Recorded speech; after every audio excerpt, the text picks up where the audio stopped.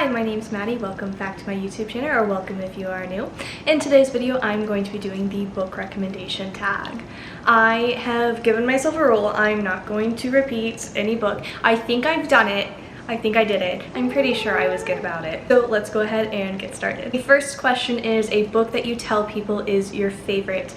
And I always say Daisy Jones and the Six is my favorite book of all time. Daisy Jones and the Six is by Taylor Jenkins Reid and is based off a band in the late 60s, early 70s, and basically their rise to fame and what happened one day when they mysteriously just kind of broke up and never spoke about it. I love this book mostly because it's written in an interview. It switches back and forth. I've never read a book written in that kind of format, so I thought it was really unique and interesting.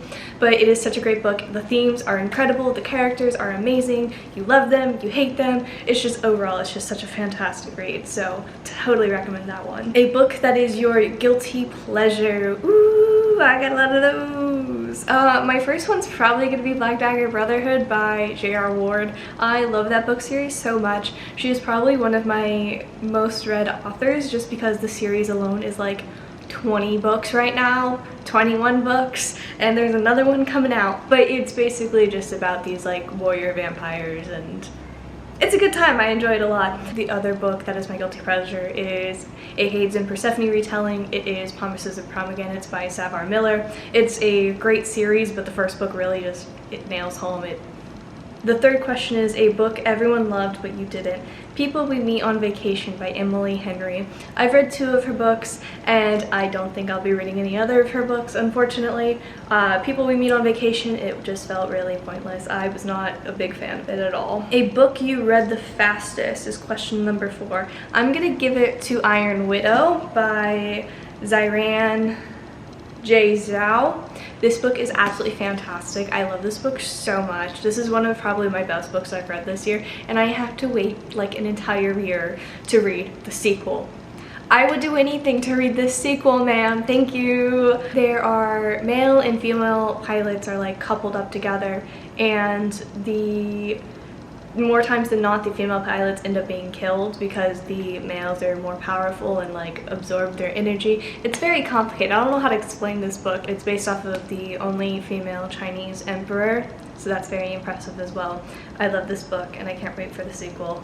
The 5th question is a book that deserves more hype, and I think The Roughest Draft deserves a lot more hype than it gets. This book is, to me, is everything I wanted, like People We Meet on Vacation, or what's Book Lovers by Emily Henry. Everything I wanted those books to be. It is a bit more on the literary fiction side. It's about these 2 authors. They are co-writers and they decide once and for all they're going to finish out the contract. There was a falling out between them, and the female author is engaged and they're living in a house together. So it's very good and I love this book so much.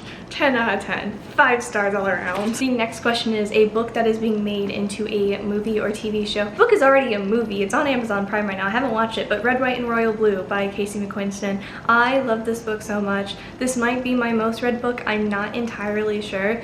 It's up there with the other one. I've read this book many times and I've read the other books many times. This book is about the first son of the United States and the Prince of England falling in love. They start off as enemies because something happens that like they don't like each other. Honestly, this is just such a fun book and I always have such a great time reading it and rereading it. The karaoke scene is by far like one of the funniest / the best scene I've ever read in a book, so I highly recommend this one. Question number 7 is a book you've reread the most, and I think I've read A Darker Shade of Magic the most. Like I said, it might be Red, White, and Royal Blue. I'm in the middle of rereading Red, White, and Royal Blue, so once I think I finish it, they'll be like neck and neck. But I've read this book 3 times and every single time I love it. This is about 4 different Londons and their different varying forms of magic. Kel can jump between worlds and Lila Bard is a thief, and they kind of end up in a situation together and they're trying to save all 4 Londons. I'm so excited for the sequel series to come out. I'm so ready. Oh my gosh, this book is like hands down my favorite book. This might be my favorite book of all time. This is definitely one of my favorite books of all time though, so highly recommend. Alright, a book from a genre you don't typically read. The book is called From Here to Eternity. It is nonfiction. I don't read any nonfiction. I read one nonfiction last year and it was this book, but it was so well worth it. Basically, it's about death and why it's so taboo in like America and the United States and different practices around the world. So it talks about Japan and Bolivia, I believe in Mexico as well. I just thought it was so informational and very well written, and I don't know, I just think death is one of those things that we as Americans don't talk a lot about. It's a very taboo subject in our culture, and I think, you know, it's just kind of beautiful to see how other cultures celebrate death and life itself. So if anyone ever needs a nonfiction book, that's a good one. Question 9 is a book that deserves all the hype it gets. I'm giving 2 books by the same author. I'm giving Wall of Winnipeg and Me and Colty. These 2 books are so amazing. They're both slow burn. This one's about a football player and his assistant who he marries to get a visa. This is about a soccer player and her coach. Both are absolutely amazing. This is the first Mariana Zapata book I've ever read, but overall I just love these books so much and I need to reread them one day, so very good. Question 10 is a book you normally recommend when asking to give a recommendation. This one was a bit of a hard one for me because, one, I like to know what people want to read. I'm not just gonna like give them a book that they like have no interest in reading, and I'm not exactly one to push other people's genres. So this is kind of difficult for me, but I gave it to A Court of Thorns and Roses by Sarah J Maas. I felt like it's a good starting point for like most people who want to get into fantasy or into romance because it has both heavy elements. I just love this book so much. It is a Beauty and the Beast retelling, and it takes a hard left and it just like keeps going. Good time though. It just has some of my favorite characters and my favorite plots, and everything about this is fantastic. Her characters are witty, especially like in the second book. Overall, just really fun and sometimes very stressful time. It's fun. So the 11th question is a book that has your favorite characters in it. I narrowed it down to 3 books because I simply love all the characters in all of these books. So the first one I have is Jade City by Fonda Lee. I love the entire Cow family in this series. I did not want to finish the 3rd book simply because I did not want to leave this world and the characters. This book is about like a mafia family and them controlling the jade supply because the jade supply is how they have powers. It's very political. It has great fighting scenes. Overall, this book is just so amazing. So has my favorite characters. The next book that has all of my favorite characters is Six of Crows by Leigh Bardugo. The entire main 6 characters in the series, Kaz and Inej, absolutely just have my heart, and I was literally just talking about them earlier today and I love them so much. This book is about these characters who are pulling off a heist and they're just this ragtag team and they're just so funny. And of course I can't not talk about favorite characters without talking about Rune Dannon.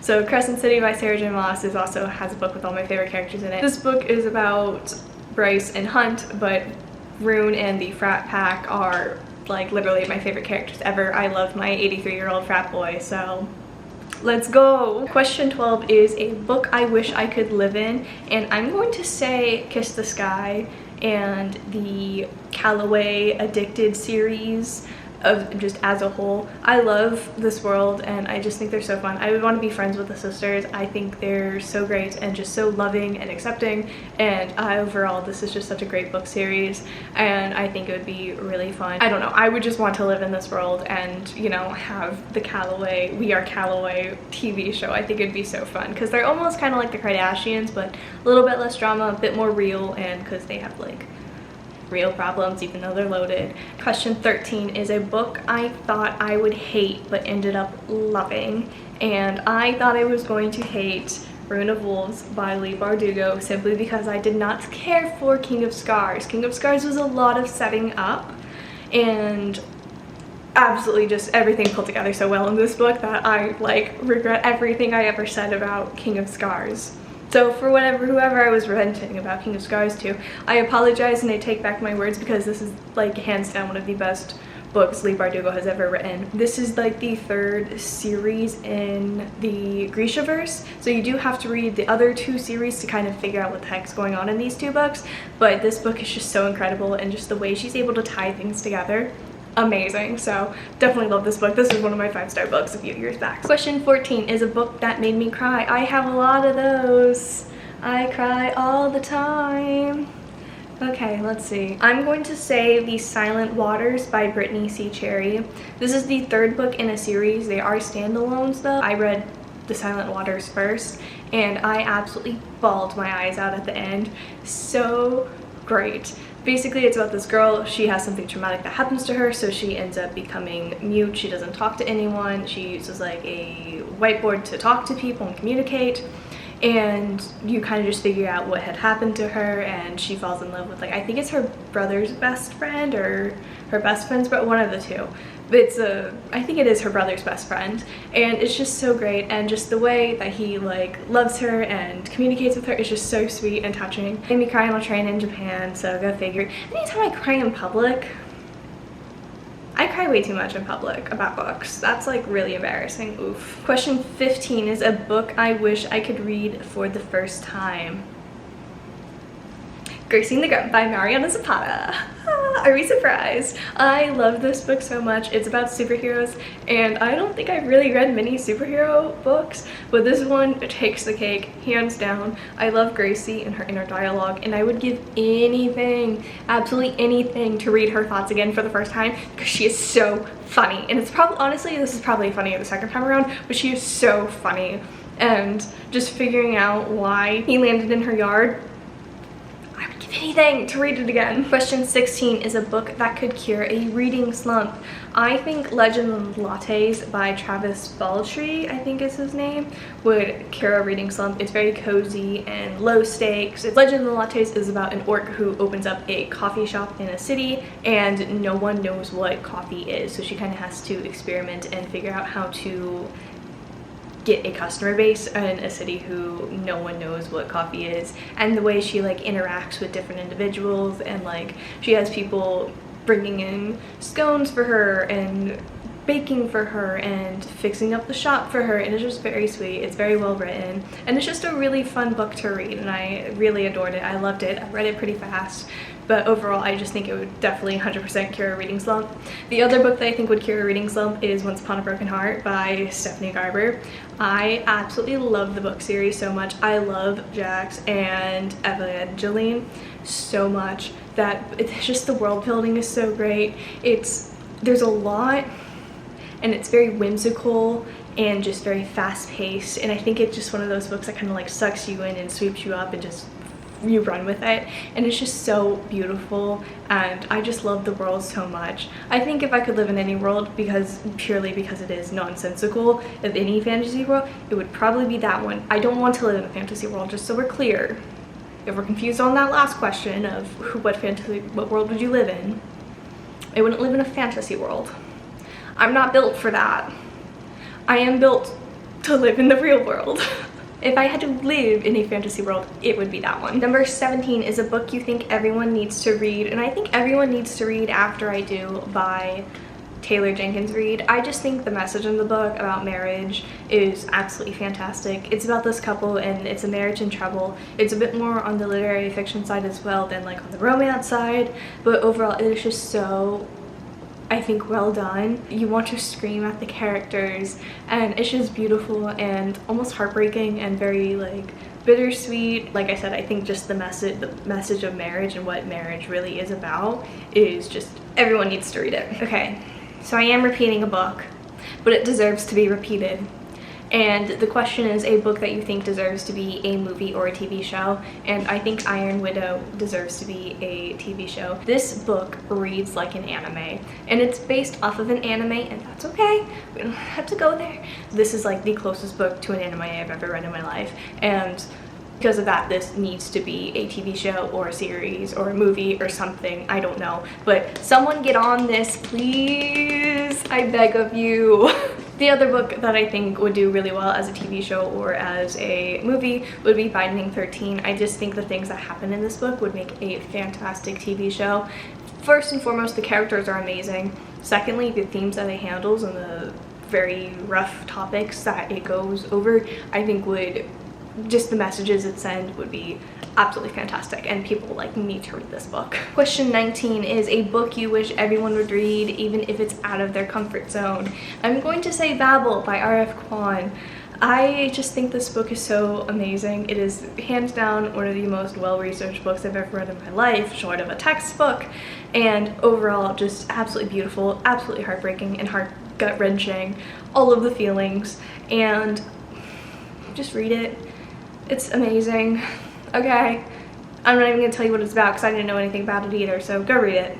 That's it. Alright, and a book you'll never forget is Song of Achilles by Madeline Miller. I have not stopped thinking about this book since I've read it, and I think that pretty much sums up Song of Achilles. It's about Achilles and Patroclus and them growing up, falling in love, and of course the Trojan War breaks out, so violence ensues. But this book is so well written, it is so beautiful and magical. I could cry just thinking about it. I know I've done this before. Haven't stopped thinking about this book since I've read it. And it's been like a year, maybe a year and a half even.